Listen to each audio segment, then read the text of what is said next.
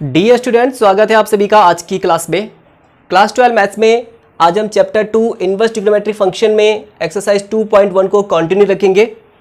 और आगे बढ़ने से पहले कुछ प्रॉपर्टीज़ हैं, उन्हें डिस्कस कर लेते हैं, क्योंकि आगे के जो क्वेश्चंस हैं वो हम इन प्रॉपर्टीज़ की हेल्प से करने वाले हैं।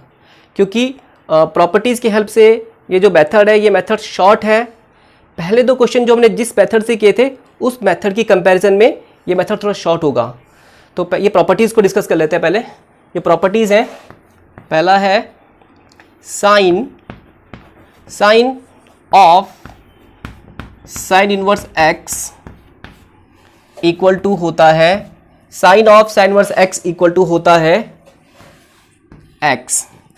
ठीक है, साइन और साइन इनवर्स दोनों एक दूसरे को न्यूट्रलाइज कर देंगे, दोनों एक दूसरे को कैंसिल आउट कर देंगे और यहाँ पे हमारे पास बच जाएगा एक्स। ठीक है, लेकिन ये x के सभी वास्तविक मानों के लिए नहीं होगा, ये x सारे रियल नंबर्स के लिए नहीं होगा। ये x के उन्हीं मानों के लिए होगा जिसके लिए साइन इनवर्स x डिफाइंड है, जिसके लिए साइन इनवर्स x परिभाषित है। ठीक है, ये x के उन्हीं मानों के लिए होगा जो साइन इनवर्स x का डोमेन है। ठीक है, और हम जानते हैं साइन इनवर्स x का डोमेन होता है ये क्लोज इंटरवल -1 से लेके 1 तक के रियल नंबर्स। ठीक है, x के इन्हीं मानों के लिए sine of sine inverse x equal to x होता है। अब ये ऐसा क्यों होता है? ये इस तरह का जो फंक्शन है, इस तरह के फंक्शन को बोलते हैं कंपोजिट फंक्शन। ठीक है, हिंदी में बोलेंगे फलनों का संयोजन। ठीक है, इसे फंक्शन ऑफ फंक्शन भी बोलते हैं और निहित फलन भी बोलते हैं, है ना।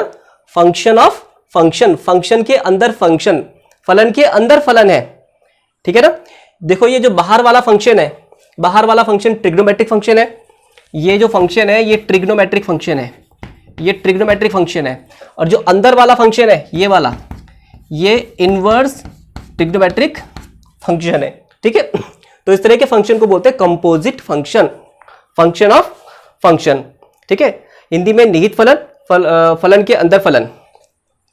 तो सपोज एक सेट है ए, एक सेट है ए और दूसरा सेट है बी, और सेट ए से सेट बी में एक फंक्शन है एफ। ठीक है, और यहाँ पे ये एक्स की इमेज वाई है, एक्स की इमेज वाई है। और सपोज ये जो फंक्शन एफ है ये बाइजेक्टिव फंक्शन है, ये 1 1 on 2 फंक्शन है। ठीक है, और क्योंकि ये बाइजेक्टिव फंक्शन है तो बी से ए में एफ का इनवर्स एग्जिस्ट करेगा। तो बी से ए में एक फंक्शन, बी से ए में एक फंक्शन होगा एफ इनवर्स, एफ इनवर्स। ठीक है, क्यों?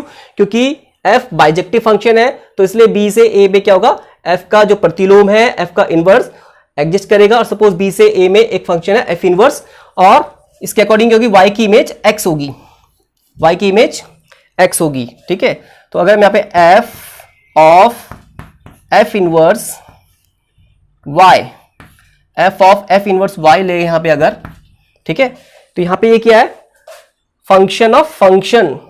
ठीक है ना, फलन के अंदर फलन है।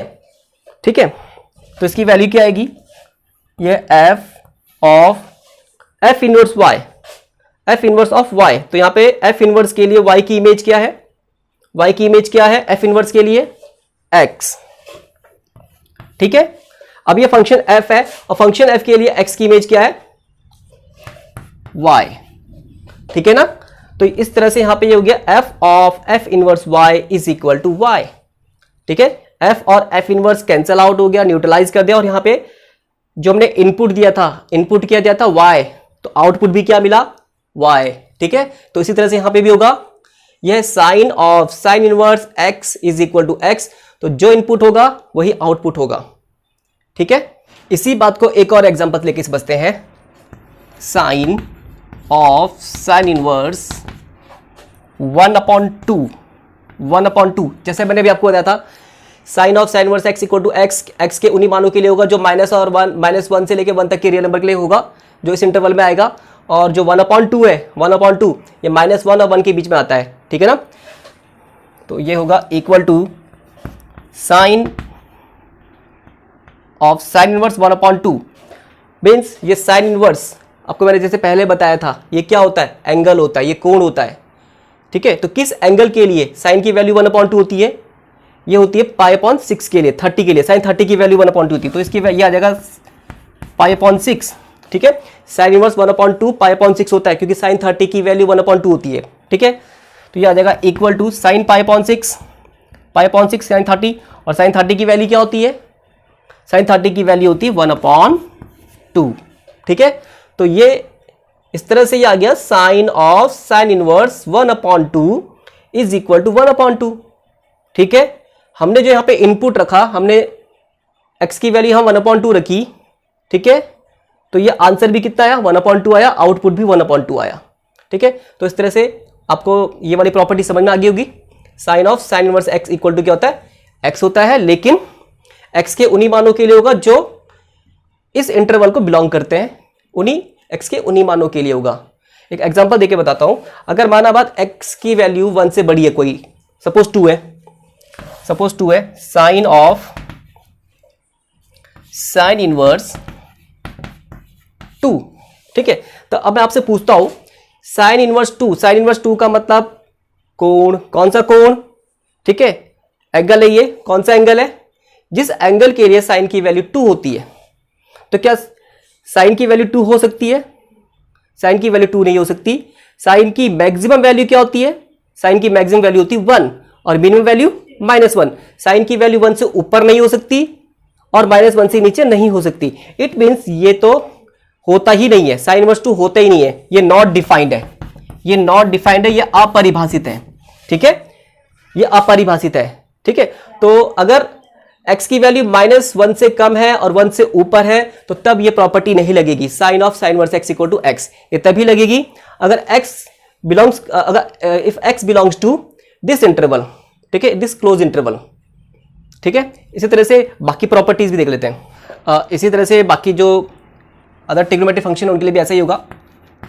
Cos of cos inverse x is equal to x, और इसका डोमेन होता है x बिलोंग्स टू, इसका भी डोमेन यही होता है क्लोज इंटरवल -1 to 1, ठीक है।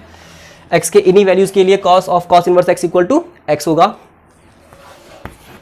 tan of tan inverse x equal to, ये भी क्या होगा? tan और tan इनवर्स एक दूसरे को न्यूट्रलाइज कर देंगे, कैंसिल आउट कर देंगे, बराबर आ जाएगा x, ठीक है। और ये यहाँ पे ये सारे रियल नंबर के लिए होगा। इसका जो डोमेन है वो ऑल रियल नंबर है, सारी वास्तविक संख्याएं, ठीक है। कॉट, इसी तरह से cot inverse of x is equal to x, इसका भी डोमेन यही है, सेट ऑफ रियल नंबर्स, ठीक है। नेक्स्ट देख लेते हैं cosec of cosec inverse x equal to x, और इसका जो डोमेन है, इसका डोमेन है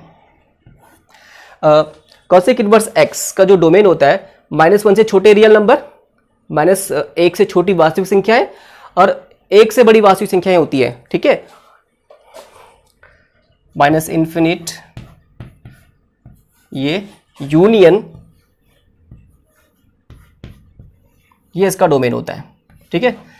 -1 और 1 से छोटी वास्तविक संख्या है और 1 और 1 से बड़ी वास्तविक संख्या है, ये इसका डोमेन है। इन रियल नंबर्स के लिए cosec of cosec inverse x equal to x होता है। और लास्ट में 6 sec of sec inverse x is equal to x होता है।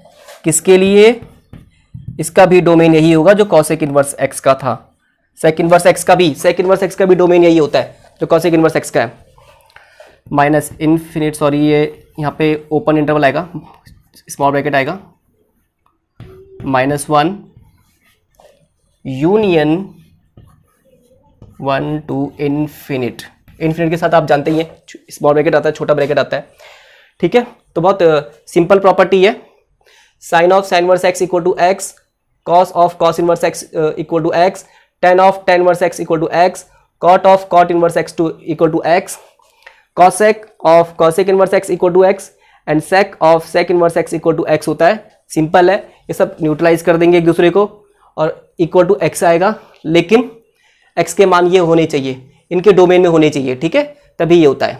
अब डिस्कस करते हैं दूसरी प्रॉपर्टी जो कि पहले वाली प्रॉपर्टी की तरह है। पहली वाली प्रॉपर्टी की तरह सेम है ये, sine inverse of sine x equal to, ये भी पहली वाली प्रॉपर्टी की तरह ये भी x के बराबर होगा, ये भी x के बराबर होगा, लेकिन ये x के बराबर तभी होगा अगर x साइन इनवर्स के लिए जो रेंज होती है, प्रिंसिपल वैल्यू रेंज होती है, अगर x साइन इनवर्स x के प्रिंसिपल वैल्यू रेंज में आता हो।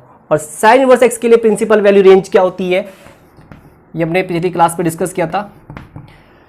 साइन इनवर्स x के लिए प्रिंसिपल वैल्यू रेंज होती है -π/2 से लेके π/2 तक, ठीक है, ये जो क्लोज इंटरवल है, ठीक है। अगर x इस इंटरवल को बिलोंग करता है तो ही sine inverse of sine x equal to x होता है। एग्जांपल से समझते हैं, अगर यहाँ पे हम ले साइन इनवर्स ऑफ साइन π/6, ठीक है, π/6 जो है वो -π/2 और π/2 के बीच में आता है, -90 और 90 के बीच में आता है। π/6 ये 30 डिग्री होता है और 30 जो है वो -90 और 90 के बीच में होता है, ठीक है। ये होगा साइन इनवर्स, साइन π/6 की वैल्यू होती है 1/2, ठीक है।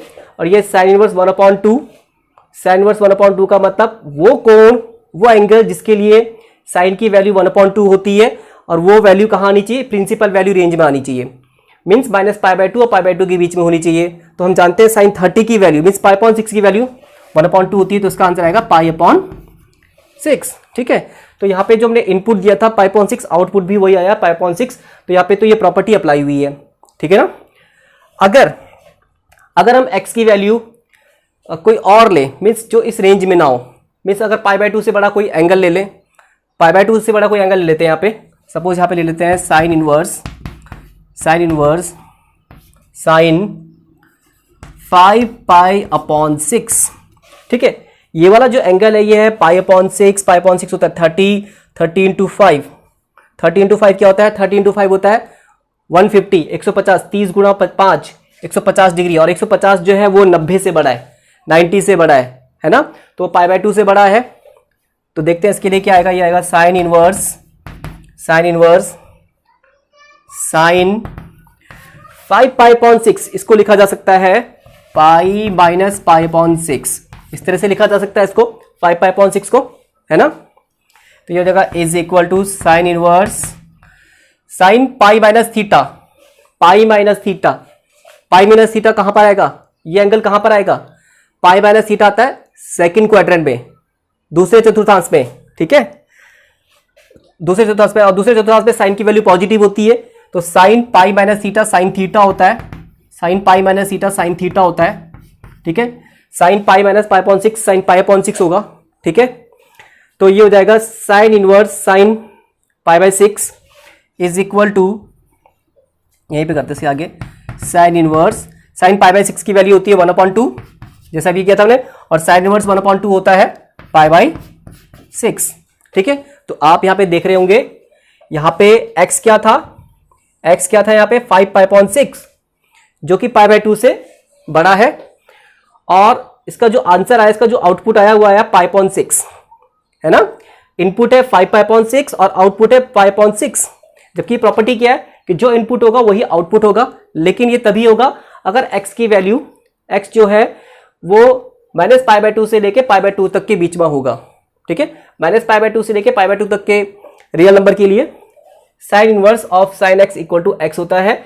अगर x साइन इनवर्स की प्रिंसिपल वैल्यू रेंज में आता है तो ही sine inverse of sine x equal to x होता है, ठीक है। और अगर x इस इंटरवल में नहीं आएगा तो इस तरह से ये हो सकता है, इस तरह से आ सकता है ना। तो यहाँ पे ये है sine inverse of sine 5π/6 equal to π/6, means यहाँ पे इनपुट कुछ और था और आउटपुट कुछ और आया। इट मीन्स ये जो प्रॉपर्टी है, ये प्रॉपर्टी तभी अप्लाई होगी अगर x जो है वो साइन इनवर्स के प्रिंसिपल वैल्यू रेंज में आता है, मीन्स अगर ये इस फंक्शन के डोमेन में आएगा, ठीक है। इसी तरह से बाकी के लिए भी देखते हैं, ठीक है।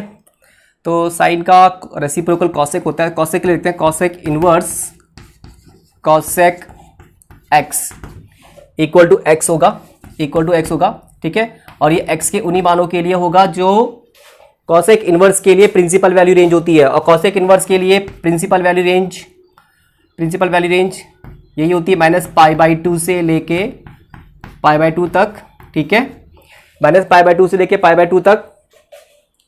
इसमें जीरो को छोड़ देंगे, जीरो को छोड़ के, जीरो को क्यों छोड़ेंगे, जीरो को इसलिए छोड़ेंगे क्योंकि जीरो पे कॉसेक एक्स नॉट डिफाइंड होता है ना। कॉसेक एक्स जो है वो साइन एक्स का व्युत्क्रम होता है, साइन एक्स का रेसिप्रोकल होता है, और साइन जीरो की वैल्यू जीरो होती है ना। तो कॉसेक जीरो क्या होगा, 1/sin 0 मीन्स 1/0 नॉट डिफाइंड, अपरिभाषित। तो जीरो के लिए कॉसेक इनवर्स एक्स अपरिभाषित होता है, इसलिए यहाँ पे जीरो को छोड़ देंगे, ठीक है। इसी तरह से ये हो जाएगा tan inverse tan x is equal to x, ये भी इक्वल टू x होगा, लेकिन x के किन मानों के लिए होगा, ये x के उन्हीं मानों के लिए होगा जो tan इनवर्स के लिए प्रिंसिपल वैल्यू रेंज है। और tan इनवर्स के लिए प्रिंसिपल वैल्यू रेंज क्या होती है, tan इनवर्स के लिए प्रिंसिपल वैल्यू रेंज होती है -π/2 और π/2 के बीच के एंगल्स, ठीक है। इसमें -π/2 और π/2 को इंक्लूड नहीं करना है, ये ओपन इंटरवल है, खुला अंतराल।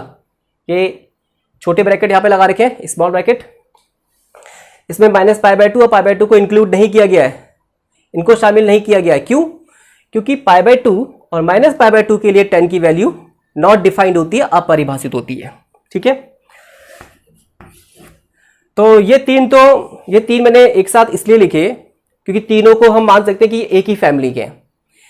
क्यों, क्योंकि तीनों के लिए देखो प्रिंसिपल वैल्यू रेंज सेम आ रही है। प्रिंसिपल वैल्यू रेंज किसके लिए, साइन इनवर्स के लिए, कॉसेक इनवर्स के लिए और tan इनवर्स के लिए जो प्रिंसिपल वैल्यू रेंज है वो लगभग सेम होती है। ये -π/2 से लेके π/2 तक है, ये भी -π/2 से लेके π/2 तक है, लेकिन इसमें जीरो को छोड़ देंगे, और इसमें -π/2 और π/2 के बीच के हैं, ठीक है। अब ये देखते हैं कॉस इनवर्स कॉस एक्स, ये भी इक्वल टू एक्स होता है, लेकिन ये एक्स के उन्हीं मानों के लिए होगा जो कॉस इनवर्स के प्रिंसिपल वैल्यू रेंज में आते हैं। और कॉस इनवर्स के लिए प्रिंसिपल वैल्यू रेंज क्या होता है, 0 से पाई, ये क्लोज इंटरवल 0 से लेके पाई तक, ठीक है। इसी तरह से ये हो जाएगा सेक इनवर्स सेक एक्स, सेक जो होता है कॉस का रेसिप्रोकल होता है, इक्वल टू एक्स, ये भी 0 से पाई है, लेकिन इसमें हम छोड़ देंगे π/2 को छोड़ के, ठीक है। x की इन वैल्यूज के लिए sec inverse of sec x equal to x होता है। इस पे π/2 को क्यों छोड़ा, π/2 को इसलिए छोड़ा क्योंकि π/2 के लिए सेक x की वैल्यू नॉट डिफाइंड होती है। सेक x cos x का रेसिप्रोकल होता है, cos π/2 की वैल्यू 0 होती है, तो सेक π/2 क्या होगा, 1/cos π/2, 1/0 मीन्स नॉट डिफाइंड, अपरिभाषित, ठीक है। अब ये लास्ट है cot inverse cot x equal to x होता है, लेकिन ये इक्वल टू एक्स तभी होगा अगर एक्स कॉट इनवर्स के प्रिंसिपल वैल्यू रेंज में आता है। और कॉट इनवर्स के लिए प्रिंसिपल वैल्यू रेंज क्या होती है, कॉट इनवर्स के लिए प्रिंसिपल वैल्यू रेंज होती है 0 और पाई के बीच में, ओपन इंटरवल है, इसमें 0 और पाई को इंक्लूड नहीं किया गया है, क्योंकि 0 और पाई के लिए कॉट एक्स की वैल्यू नॉट डिफाइंड होती है, अपरिभाषित होती है, ठीक है। तो ये इस तरह से प्रॉपर्टी है। ये तीन मैंने एक साथ लिखे, ठीक है, क्योंकि तीनों के लिए सेम ही है, -π/2 से π/2, ठीक है। और जो लास्ट में ये तीन है कॉस इनवर्स, सेक इनवर्स और कॉट इनवर्स, इन तीनों को एक साथ लिखा क्योंकि इसके लिए भी ये सेम है 0 से पाई। बस यहाँ पे π/2 को छोड़ देंगे और इस पर 0 और पाई को शामिल नहीं करेंगे, ठीक है। तो अब इन प्रॉपर्टीज का यूज करके एक्सरसाइज के आगे के क्वेश्चन करते हैं, ठीक है। एक्सरसाइज 2.1 में शुरू के 2 क्वेश्चन हम डिस्कस कर चुके हैं, पहले 2 क्वेश्चन। अभी डिस्कस करेंगे हम क्वेश्चन नंबर 5, ठीक है। बाकी आसान है, इजी है, कर लोगे अपने आप से। क्वेश्चन नंबर 5 को डिस्कस करते हैं। तो इसे मैं दोनों मेथड से बताऊंगा, जो पहले 2 क्वेश्चन में जिस मेथड से किए थे उस मेथड से भी करेंगे, और अभी जो हमने प्रॉपर्टी समझी है उस प्रॉपर्टी से भी कर लेंगे, ठीक है। तो पहले जैसे हमने पहले मेथड सीखा था उससे कर लेते हैं। इसका हमें प्रिंसिपल वैल्यू निकालना है, मुख्य मान ज्ञात करना है। ठीक है, तो जैसे अब आपको 12 बता चुका हूँ, ये क्या होता है, एंगल होता है। ये कॉस इनवर्स -1/2 ये एंगल है। हमें वो एंगल निकालना है, वो कोण ज्ञात करना है जिसके लिए कॉस की वैल्यू -1/2 होती है, और इसके लिए प्रिंसिपल वैल्यू रेंज होती है 0 से पाई। ठीक है, तो वो जो एंगल होगा वो 0 से पाई के बीच में होगा, 0 से पाई तक होना चाहिए। ठीक है, तो मान लेते हैं कि माना कॉस इनवर्स -1/2 जो है ये कोण जो है थीटा के बराबर कोण है, तो इसीलिए कॉस थीटा बराबर हो जाएगा -1/2। ठीक है, और इसीलिए ये कॉस थीटा बराबर जो है 1/2 किस कोण के लिए कॉस की वैल्यू 1/2 होती है, किस न्यून कोण के लिए, ये होती है π/3 cos 60 की वैल्यू 1/2 होती है ना, π/3। और यहाँ पे कॉस की वैल्यू नेगेटिव है। ठीक है ना, कॉस की वैल्यू नेगेटिव है, और कॉस इनवर्स के लिए रेंज होती है, कॉस इनवर्स के लिए रेंज होती है 0 से पाई, 0 π/2 पाई। कॉस इनवर्स के लिए रेंज यहाँ से यहाँ तक होती है, यहाँ से यहाँ तक, 0 से लेके पाई तक। ठीक है, 0 से लेके पाई तक। तो फर्स्ट क्वाड्रेंट में तो सारे के सारे टी रेशियो पॉजिटिव होते हैं, तो यहाँ पे तो कॉस पॉजिटिव होगा, कॉस की वैल्यू नेगेटिव है, तो इट मीन्स जो एंगल होगा वो कहाँ होगा, सेकंड क्वाड्रेंट में होगा, क्योंकि यहाँ पे कॉस की वैल्यू नेगेटिव है और सेकंड क्वाड्रेंट में कॉस की वैल्यू नेगेटिव होती है। तो सेकंड क्वाड्रेंट में जो एंगल होता है उसे कैसे लिखते हैं, यहाँ पे पाई है, इसे लिखते हैं पाई माइनस थीटा, है ना, इसे लिख देंगे हम cos theta is equal to cos minus cos theta को लिखेंगे cos pi minus theta, pi minus theta क्यों, क्योंकि एंगल कहाँ है, सेकंड क्वाड्रेंट में है, और सेकंड क्वाड्रेंट के लिए एंगल को इस तरह से लिखते हैं पाई माइनस थीटा, और cos pi minus theta minus cos theta होता है, क्योंकि सेकंड क्वाड्रेंट में कॉस की वैल्यू नेगेटिव होती है। ठीक है, तो ये आ जाएगा theta is equal to 3 pi minus pi upon 3 means theta is equal to 2 pi upon 3। ठीक है, और ये जो आंसर है 2 पाई अपॉन 3, क्या ये 0 से पाई के बीच में आ रहा है, 0 से पाई का मतलब 0 से 180 के बीच में आ रहा है कि नहीं आ रहा है, तो पाई अपॉन 3 ये हो गया 60 और 60 2 जा 120। ठीक है, 60 180/3 60 दूनी 120 डिग्री जो है वो 0 से 180 के बीच में होता है। तो ये जो एंगल है ये 0 से पाई के बीच में है। ठीक है, ये इसके प्रिंसिपल वैल्यू रेंज में आ रहा है, तो ये जो आंसर आया 2 पाई अपॉन 3 ये प्रिंसिपल वैल्यू आ गया। ठीक है, अब इसको दूसरे वाले मेथड से करते हैं। अब इसी क्वेश्चन को प्रॉपर्टी की हेल्प से करते हैं। अभी अपने प्रॉपर्टी देखी थी, cos inverse cos x equal to x होता है, लेकिन इसके लिए एक्स की जो वैल्यू है वो close interval 0 to pi belong करना चाहिए। ठीक है, तो इसे प्रॉपर्टी की हेल्प से करते हैं। कॉस इनवर्स यहाँ पे -1/2 के लिए प्रिंसिपल वैल्यू निकालनी है। ठीक है, तो इसे कॉस के टर्म में लिखना होगा, कॉस इनवर्स कॉस एक्स वाली प्रॉपर्टी अप्लाई करने के लिए यहाँ पे कॉस के टर्म में से लिखना होगा। यहाँ पे इसकी वैल्यू -1/2, तो कॉस के टर्म में लिखने के लिए ऐसा कौन सा एंगल है जिसके लिए कॉस की वैल्यू 1/2 होती है, ऐसा कौन सा कोण है जिसके लिए कॉस की वैल्यू 1/2 होती है, तो कॉस 60 की वैल्यू 1/2 होती है, कॉस 60, और 60 को रेडियन लिखते हैं पाई अपॉन 3। ठीक है ना, कॉस पाई अपॉन 3 की वैल्यू 1/2 होती है। यहाँ पर ये कॉस की वैल्यू नेगेटिव है, और कॉस इनवर्स के लिए प्रिंसिपल वैल्यू रेंज होती है 0 से पाई। ठीक है, 0 से पाई का मतलब है ये एंगल या तो फर्स्ट क्वाड्रेंट में होगा या सेकंड क्वाड्रेंट में होगा, और यहाँ पे कॉस की वैल्यू नेगेटिव है। फर्स्ट क्वाड्रेंट में सारे टी रेशियो पॉजिटिव होते हैं, तो वहाँ पे कॉस भी पॉजिटिव होगा। ठीक है, और सेकंड क्वाड्रेंट में कॉस की वैल्यू नेगेटिव होती है। इट मीन्स कि जो एंगल होगा ये कहाँ पर होगा, सेकंड क्वाड्रेंट में होगा। ठीक है, ये सेकंड क्वाड्रेंट में होगा, और सेकंड क्वाड्रेंट के लिए लिखते हैं कॉस, सेकंड क्वाड्रेंट लिखते हैं पाई माइनस थीटा। ठीक है, कॉस पाई माइनस थीटा, और कॉस पाई माइनस थीटा क्या होता है, कॉस पाई माइनस थीटा होता है माइनस कॉस थीटा। ठीक है, और ये एंगल कहाँ होता है, सेकंड क्वाड्रेंट में। ये जगह cos inverse cos pi minus pi upon 3 pi minus 1 पाई 2 पाई, ये होगा 2 पाई अपॉन 3। ठीक है, तो अब ये कॉस इनवर्स कॉस एक्स के फॉर्म में आ चुका है, और cos inverse cos x equal to x होता है, लेकिन अगर एक्स जो है वो 0 से पाई के बीच में होना चाहिए, और ये है 180/3, 180/3, तो 60, 3 180, 60 दूनी 120, 120 है ना, 120, और 120 जो 120 है वो 0 से 180 के बीच में आता है, ठीक है। तो ये होगा cos inverse cos x equal to x 2π/3, जो कि 0 और पाई के बीच में है, 0 180 के बीच में है, ठीक है ना।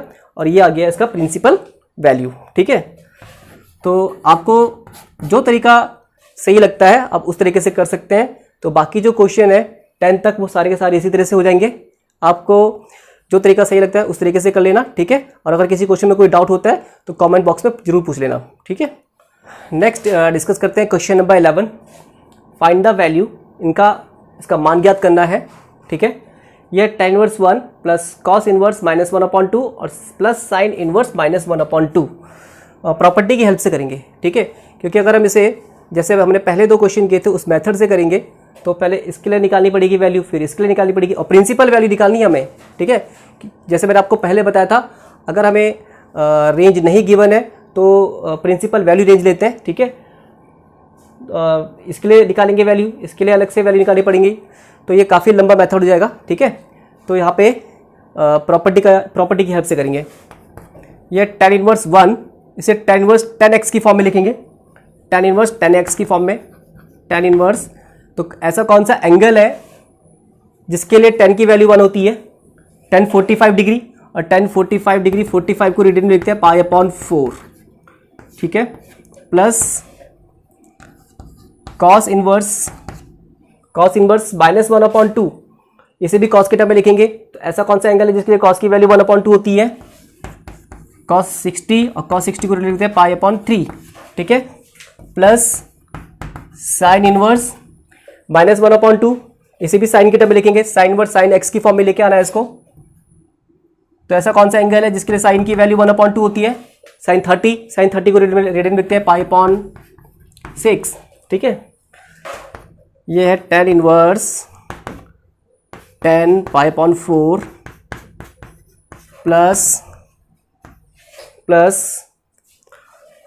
cos इनवर्स, यहाँ पे cos की वैल्यू नेगेटिव है, ठीक है। cos इनवर्स के लिए प्रिंसिपल वैल्यू रेंज 0 से पाई, वैल्यू हमें नेगेटिव है, तो कहाँ पर होगा एंगल, सेकंड क्वाड्रेंट पे, सेकंड क्वाड्रेंट के लिखते हैं पाई माइनस थीटा, जैसे अभी पहले किया था, ठीक है, प्लस साइन इनवर्स, यहाँ पे साइन की वैल्यू नेगेटिव है और साइन इनवर्स के लिए रेंज होती है -π/2 से π/2। इट मीन्स एंगल या तो फर्स्ट क्वाड्रेंट में होगा या फिर फोर्थ क्वाड्रेंट में होगा। फर्स्ट क्वाड्रेंट में तो सारे टी रेशियो पॉजिटिव होते हैं, वहां पे साइन भी पॉजिटिव होगा, तो इट मीन्स एंगल कहां पर होगा, फोर्थ क्वाड्रेंट पे। कहां पर होगा, फोर्थ क्वाड्रेंट पे। तो फोर्थ क्वाड्रेंट पे एंगल को इस तरह से लिखेंगे, साइन -π/6, -π/6, माइनस थीटा जो एंगल होता है वो फोर्थ क्वाड्रेंट पे होता है, ठीक है ना। साइन माइनस थीटा की वैल्यू माइनस साइन थीटा होती है, ठीक है ना। तो यहाँ पे माइनस साइन थीटा की जगह पे साइन माइनस थीटा लिख दिया है। माइनस थीटा क्यों, क्योंकि एंगल कहाँ पर है, फोर्थ क्वाड्रेंट पे, और फोर्थ क्वाड्रेंट पे एंगल को इस तरह से लिखते हैं माइनस थीटा, ठीक है। तो अब ये tan इनवर्स tan x की फॉर्म में आ चुका है, ये इक्वल टू होता है x, ये cos इनवर्स cos x के टर्म में है cos x, और ये है 3π - 1π 2π/3, प्लस ये साइन इनवर्स साइन x के टर्म में है, ठीक है। और साइन इनवर्स साइन x होता है x, और x यहाँ पे क्या है, -π/6, -π/6, ठीक है। इसको सिंप्लीफाई कर देंगे, 4 3 6 का जो एलसीएम है वो आता है 12, 4 3 जा 12, 3 4 जा 12, 6 2 जा 12 -2π, ठीक है। ये आ जाएगा 8π 3π 11π 11π - 2π 9π/12, ठीक है। 9 और 12 ये 3 से कैंसिल हो रहा है, 3 3 जा 9, 3 4 जा 12, तो ये आंसर आ जाएगा 3π/4, ठीक है। तो ये इस तरह से इसकी वैल्यू आ गई है, इसका आंसर आ गया है, ठीक है। इसी तरह से क्वेश्चन नंबर 12 वो भी इसी तरह से हो जाएगा, ये आप अपना आप ट्राई कर लेना, ठीक है। और आगे के जो भी क्वेश्चन है वो आप खुद ट्राई करेंगे। किसी क्वेश्चन में कोई दिक्कत होती है, कोई डाउट है तो आप कमेंट बॉक्स में जरूर पूछिएगा, ठीक है। तो नेक्स्ट क्लास में हम जो इन्वर्स ट्रिग्नोमेट्रिक फंक्शन की जो बाकी जो प्रॉपर्टीज़ हैं उन्हें डिस्कस करेंगे। ठीक है।